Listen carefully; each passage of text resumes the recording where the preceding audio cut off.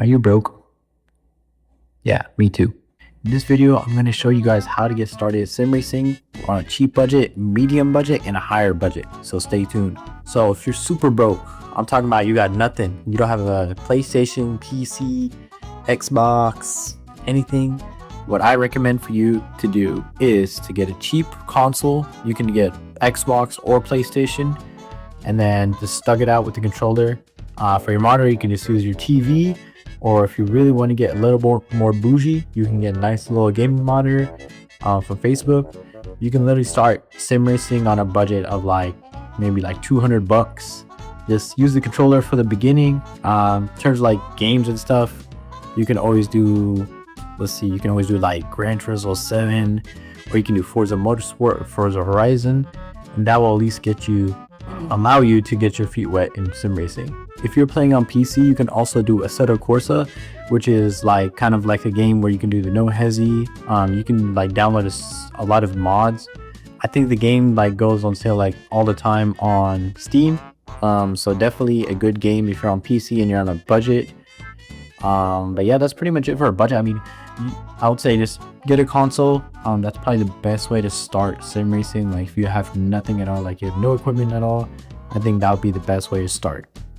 After you thug it out with the controller for a little bit, you can move on to a little bit of higher price point, not too much higher. What you want to do is you can get the Logitech G29 wheel. I'm going to put a picture of it right here. You can usually find these on Facebook for $150 all the way to $200 or even less sometimes. So definitely a good wheel. They have two different versions. I think there's one that's compatible with PS4 or PS3, and then there's one that's compatible with the Xbox products and PC. So make sure you get the right version depending on which console you have. But yeah, this is a good starting wheel. I mean, it doesn't have too much force feedback. I think it's 1 to 3 Newton meters, which is not too much in comparison to the other wheels I have coming up. But definitely a good wheel to start at. I literally started on it myself, and I had a lot of fun for 2-3 years, and then after that I upgraded to the next wheels. So once you are pretty much done with the Logitech G29, the best wheel are actually a few different wheels I have noticed in the marketplace. So at this point, you want to go maybe move out of first of all, you want to try to get to more complex sims if you haven't already. So instead of doing Assetto, you can try RaceRoom. You can do iRacing, which is the most popular one and one of the most advanced ones. I mean, the graphics aren't that good, but it's a really good game to learn on.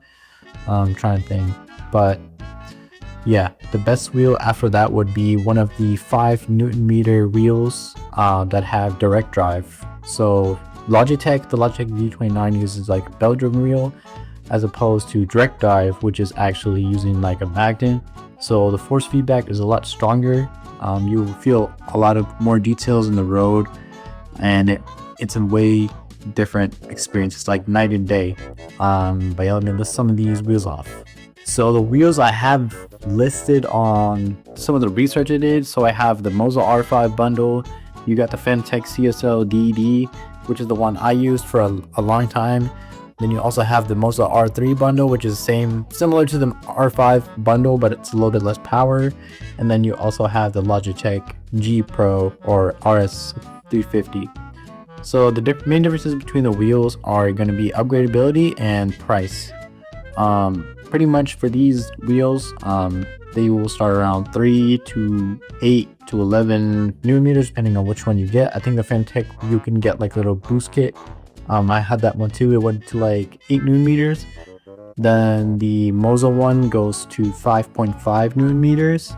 Then you have the R3, which is 3 Newton meters. Then you got the G Pro, which is a little bit stronger. It goes from 8 to 11 Newton meters. So definitely a good value for that.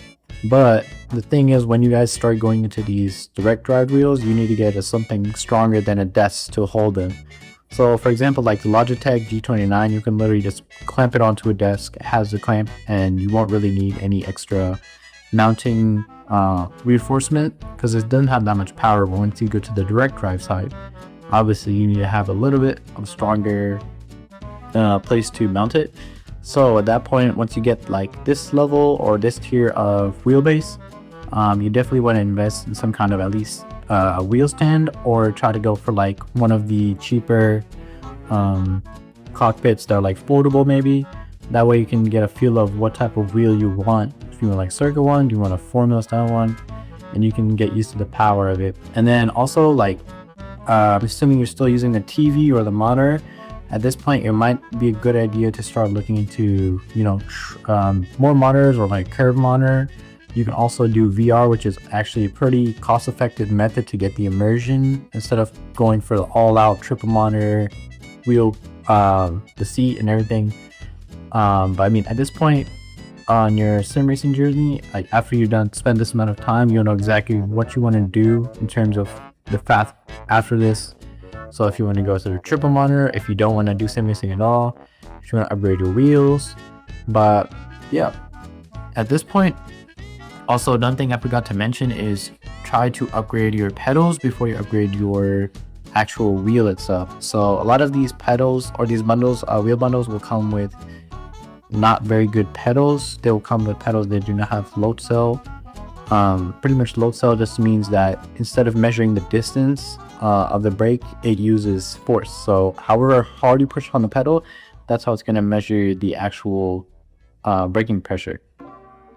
A lot of wheels, they use potentiometers, or pretty much just means it measures the difference in distance between the starting position and the final resting position. So definitely try to upgrade your pedals more, because a lot of the time you're going to be gaining in these racing games is going to be from braking and not acceleration or the wheel. But yeah, don't try to spend too much money at the beginning. It's not really worth it. Just try to get your toes wet. So dip your toes into getting a little bit of console, the games, try to get a feel of what you like, what you don't like. And then obviously based on that, try to do your research. You know, you can go on Reddit, go on YouTube, of course, like you are here. But there's so many places to do research, and there's so many groups that can help you, guide you into a better direction. But yeah, that's pretty much it for this video. I hope you guys enjoyed it. If you guys have any questions, or if you guys are confused on what you guys want to do with your setup, you can hit me up on Instagram or comment section below. But yeah, that's pretty much it for this video. Peace.